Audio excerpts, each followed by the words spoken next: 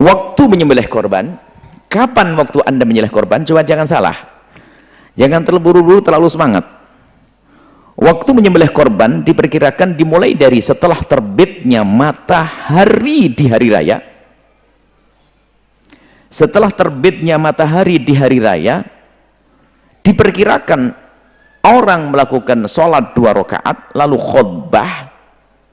Ya, pertama matahari meninggi dulu, terbit matahari meninggi untuk sholat 2 rakaat, kemudian khutbah, diperkirakan seperti itu. Baru waktu itulah saat untuk nyembelih korban. Bagi yang tidak sholat ya dikira-kira, nggak boleh pagi-pagi langsung nyembelih. Diperkirakan matahari terbit, kemudian setelah itu diperkirakan untuk cukup melakukan sholat 2 rakaat, kemudian dilakukan untuk khutbah dan sholat 2 rakaat, maka setelah itulah waktunya untuk nyembelih korban. Sampai kapan? Sampai hari tasyrik. Korban kan tanggal 10, tasyrik 11, 12, 13, asalkan jangan sampai habis asarnya. Maghrib di hari tasyrik yang ketiga, selesailah kisahnya.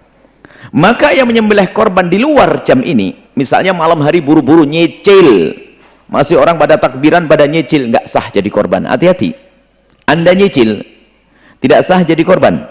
Itu yang dikukuhkan, dijelaskan dalam mazhab Imam Syafi'i. Karena kami mendengar ada yang nyicil, kami ingatkan, nyicil malam-malam biar pakainya 3 bagi enak deh, biar langsung dimasak dan sebagainya. Enggak. Anil Bara, ini ada satu riwayat dari Nabi SAW, hadis riwayat Imam Bukhari. Anil Bara bin Azib radhiyallahu ta'ala anhu qala, beliau berkata, qala Nabi SAW bersabda sallallahu alaihi wasallam, man dzabaha ba'da sholati tamma nusukahu. Barang siapa yang menyembelih setelah sholat, sempurnalah sembelihan korbannya. Wa asaba sunnatal muslimina, sunnah yang sesungguhnya, sunnah korban tadi. Tapi di luar jam yang waktu yang ditentukan, maka tidak akan jadi sama, telat korbannya setelah terbenam matahari di hari tasyrik. Maka dari itu kami sampaikan, jika tidak ada darurat maka jangan ditunda sampai setelah hari tasyrik. Segera dibagi, karena korban itu untuk bersenang-senang mereka di hari raya. Hari raya tanggal 1, 2, 3, 4. Tanggal 1 maksud hari pertama, hari penyembelihan korban, tanggal 10, 11, 12, 13, biar mereka bersenang-senang. Maka jangan ikut ide misalnya, wah nanti dikemas dulu, ini bagi minggu depan, dikulkasin dulu. Ya, bagi saat itu, biar mereka langsung bersenang-senang hari itu. Apalagi di negeri kita ini yang korban aja kurang loh, kok masih disimpan-simpan nih. Berbeda dengan kisah Saudi yang korban banyak sekali mereka, karena orang banyak berkorban sehingga kambing-kambing ini perlu diamankan sehingga nggak bisa dibagi. Orang sudah enak makan hari itu, sudah kebanyakan daging kambing, sehingga perlu dikemas kemudian dikirim ke tempat fakir miskin membutuhkannya. Ini kan kisah di sana, bukan di kampung Anda yang setiap orang dapat 4 on, yang lain masih disimpan lagi. Bagi cepat saat itu, beresin orang biar senang-senang di hari itu, nggak perlu disimpan, nggak usah dikalengin dikirim kemana-mana, nggak usah dikirim kemana-mana. Biaya kirimannya saja berikan fakir miskin, transfer saja. Kalau kisahnya di Irian sana, kirim duitnya ke Irian biar nyembelih di Irian sana, atau kirim kambing ke sana, begitu. Baik. Disunahkan lagi adalah yang kedua adalah untuk menyembelih sendiri kalau Anda mampu dan bisa. Kalau Anda nggak mampu, tidak bisa, ya jangan main-main, ya, malah nggak mati nanti.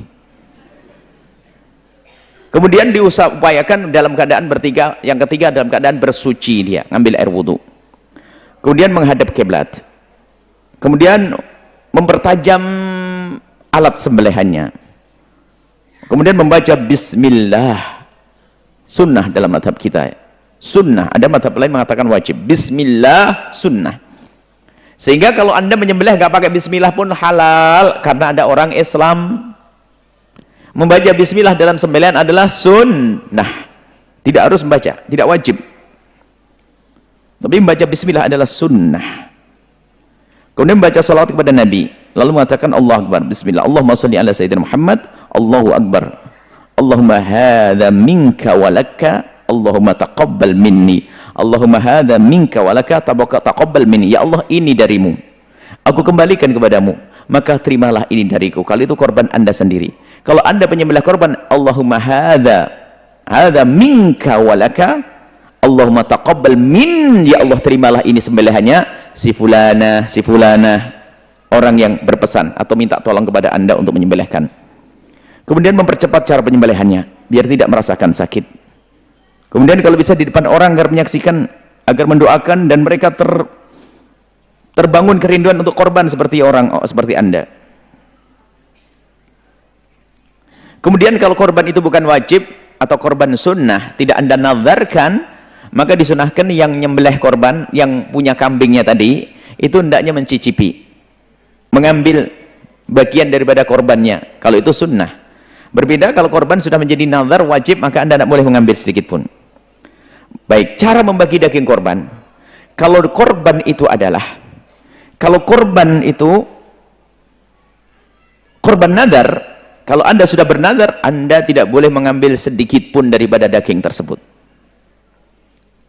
Kalau ternyata ada sanak kerabat yang di bawah naungan Anda dalam nafkahnya, kamu mengambil, Anda harus menggantinya.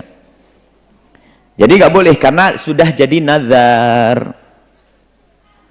Tapi kalau belum jadi nazar, maka disunnahkan bagi yang menyembelih korban untuk mencicipinya, mengambil. Bahkan sampai seberapa? Sepertiga boleh. Bahkan bagi korban sunnah, hendaknya cara membaginya adalah sepertiga adalah dibagikan fakir miskin, di dalamnya ada fakir miskin. Dan semuanya harus ada fakir miskinnya. Nadar harus ada fakir miskinnya yang dibagi. Biarpun nanti yang lain boleh. Bagi nadar sunnah, ingat, biarpun yang wajib tidak semuanya harus diberikan ke fakir miskin. Yang kaya pun boleh, dari tetangga, sanak kerabat, saudara, semuanya boleh makan. Jadi daging sembelihan korban bukan untuk orang fakir saja, tapi orang fakir harus ada. Ingat, orang fakir harus ada. Sebab itu hari bersenang-senang. Tapi kalau sudah sunnah, biar sunnah juga sama, orang fakir hendaknya ada.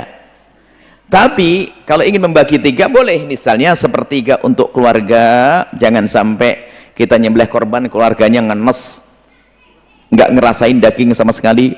Kemudian sepertiga dibagikan sana fakir miskin dan yang lainnya. Kemudian sepertiga lagi adalah dihidangkan untuk orang yang bertamu ke rumah kita. Itu cara pembagiannya. Tapi kalau Anda bagikan semuanya, itu tentu lebih bagus.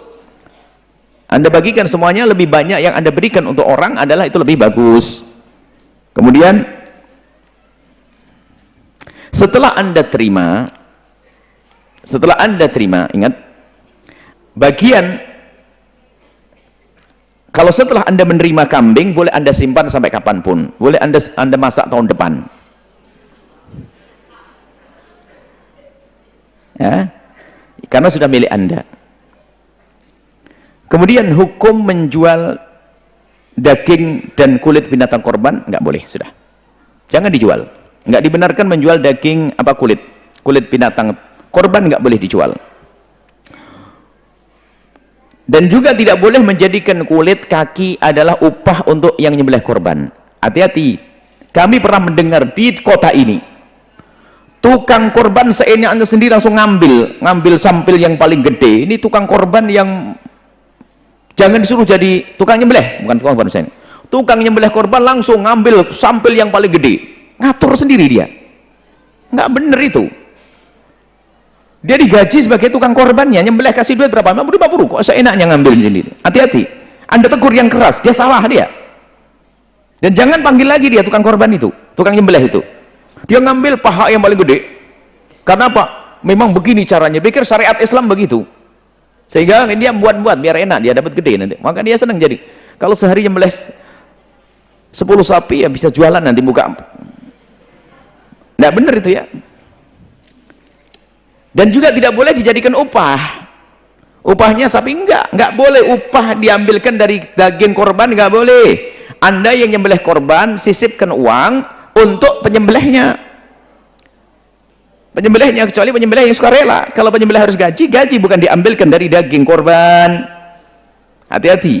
Jadi kalau saya menitipkan nyembelih kambing satu, tolong saya tambahin 50.000 yang nyembelih. Atau 25 yang nyembelih. Berapa sih penyembelihnya? Bukan saya ngambil kepalanya sama ini sebagai gaji daripada nyembelih, nggak boleh, nggak sah dan haram itu hukumnya. Baik. Amarani Rasulullah sallallahu alaihi wasallam an aquma ala budnihi wa an atasaddaqa bilahmiha wa juludiha wa Jillati wa alla u'tiyal jazzara minha qala nahnu nu'tihi min indina. Katakan bahasanya untuk gajinya penyembelih adalah dari kami, bukan dari diambil dari daging korbannya. Kita singkat ya biar cepat ya. Nanti langsung cari bukunya sendiri, gambaran saja. Bahkan dalam satu riwayat, man ba'a jilda udhiyatihi fala udhiyata lahu. Yang jual kulit itu sama kayak tidak korban. Baik, ini saja insyaallah. Semoga Allah mudahkan kita untuk bisa menyembelih korban ya. Setelah Anda menyaksikan video ini, jangan lupa berselawat kepada baginda Nabi Muhammad sallallahu alaihi wa alihi wa sahbihi wasallam.